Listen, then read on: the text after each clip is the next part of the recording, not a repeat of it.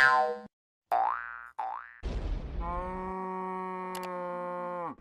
Gaming.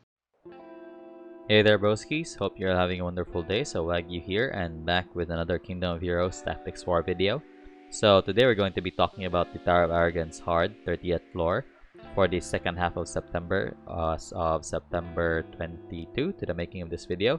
So this is the second half rotation, as I must emphasize. So it's not going to be the same every month, and we're going to have a new Tower of Arrogance hard every 2 weeks. Okay, so we all know that by now. So today we're going to be discussing the boss Vulkan, and so basically he's nothing special aside from the really high HP.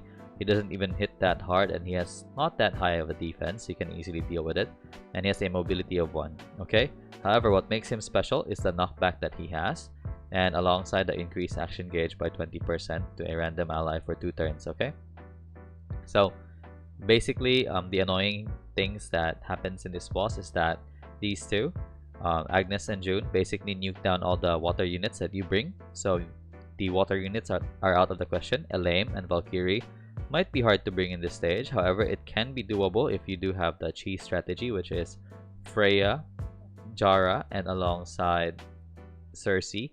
Okay. Tesla is here for the stun. So basically all of your front line units might probably get stunned somehow. However, I just realized that as to the checking of these stats, I didn't actually check the stats to the clearing of this stage, but June and Agnes doesn't really have that high HP, only at 7011. So you can nuke them down if you want. However, I wouldn't suggest doing that. So the direct to the point strategy of this stage is land as many debuffs as you can, land as many continuous damage as you can to the boss, since the boss has a really high HP of 39,777. Okay, so if you do have max debuffs on him or continuous damage, and with also the heal block, so that's around more or less like I'd say 7 continuous damage. You basically need to do like 3 turns to last 3 turns in order for the boss to die, but more on this later in the video. You'll see what I did. Okay, so I almost lost in the video. To be honest, I was quite lucky. So this stage involves a lot of RNG because the debuffs being landed to the boss is going to be really by chance. Okay, since I don't know the reason why, I can't see the resistance of the boss to the checking of his stats, but I believe he does have a really high resistance, and for the reason that majority of my units have above 70%, aside from Freya, accuracy. So basically my Sia has 93% and my Ifrit has only has 59% as well. But my Cersei though has 75, and Jara doesn't really need the accuracy. I re-runed my Ifrit as far as you can tell, so my runes for Ifrit are now in Freed. So I move all my runes there. But anyway, so we'll discuss about my lineup that I use. So basically, Freya is here for the speed lead alongside the invincibility.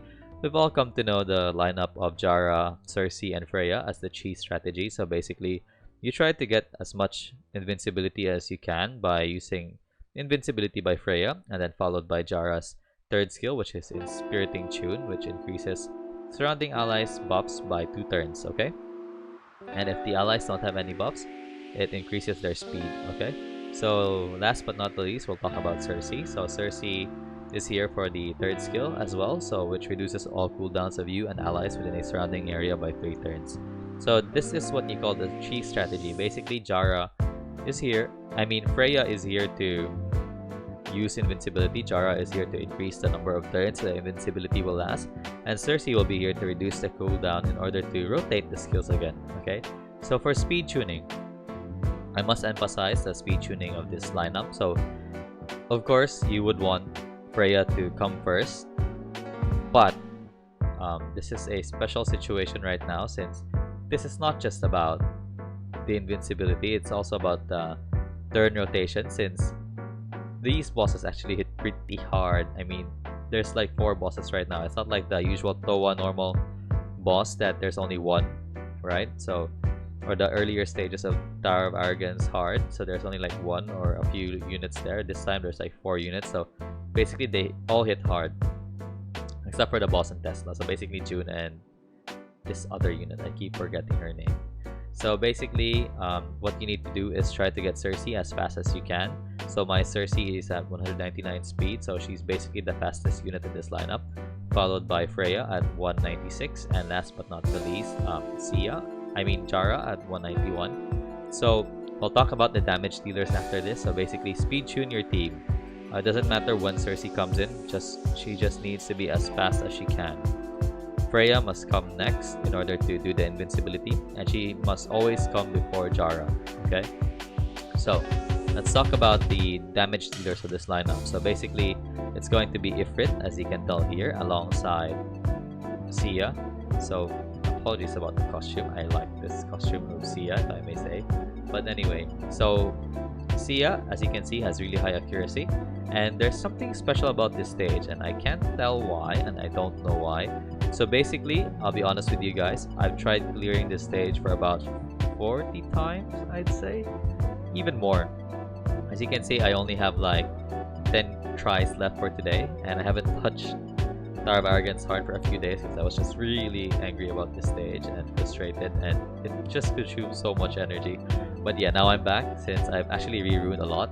So basically, what I'm trying to say is that when you land the heal block on her second skill, it basically gives you an idea of how much resistance the boss is. I don't know why, I feel like it changes every time. So basically, when I miss this heal block on the first turn, all the continuous damage on her first skill would miss, all the debuffs from my Ifrit would miss, and everything else would just miss the boss. The boss would just resist everything. I tried running Apollyon on this stage, and the boss just resisted the action gauge reduction and everything when I missed this. But however, when I landed this, it's like a sure thing that the continuous damage lands. I don't know if I'm just biased or whatnot, but that's my observation. So if you do want to try it out, just try this skill out first, and once it lands, everything on this skill lands. I don't know the reason why, but that's what I just observed, okay? So this is not confirmed or anything, it's just my observation. So that was Sia, and Sia must be... Honestly, she could be faster, so she's going to be landing the dots mainly. By the way, I wouldn't recommend any water units here. I don't know if I mentioned it, if I failed to mention it, since these two, Agnes and June, basically attacks the water units first, or any non-fire units, okay? So basically, when this battle starts, they're going to be attacking Freya as much as they can. However, luckily, she has the invincibility, so that helps out a lot, okay? So Ifrit is here to be landing the continuous damage as well on her first skill, alongside the continuous damage and reduced attack on her third skill. So basically, this stage, when you are able to land all your continuous damage, you're going to be good, okay? But just do take note, as what I've mentioned, they keep missing, and I don't know why. So my Sia already has a 94%, 93% accuracy, and I still keep missing my continuous damage on my first skill. It's even maxed out, okay? So take note of that. My Cersei can't land her second skill, and my Ifrit can't land her first skill. Okay, I don't know the reason why. Sometimes even my Freya gets blocked on her third skill, okay? So yeah. Basically, that's it. So basically, the main thing you need to do is speed tune the 3 units. As of now, as always, there's no substitute for me. I don't have any substitute for these guys yet, these 3. But the damage dealers can always be substituted. Like, I'd say you can bring 1 water unit if you have these 3, and just use the invincibility on the water unit instead of what I did when I used it on Ifrit, okay? So Elaine or Valkyrie will do, but don't bring ToAH. I wouldn't recommend ToAH, so yeah. So that's it for this video. As always, if you have any questions, do let me know in the comment section below. I'd gladly answer them. And if this video has helped you in any way, please do consider liking the video. And as always, if you are new to the channel, consider subscribing. I'm going to be uploading videos as much as I can, especially on Kingdom of Heroes alongside Idola Phantasy Star Saga, and of course we might be covering Genshin Impact soon too.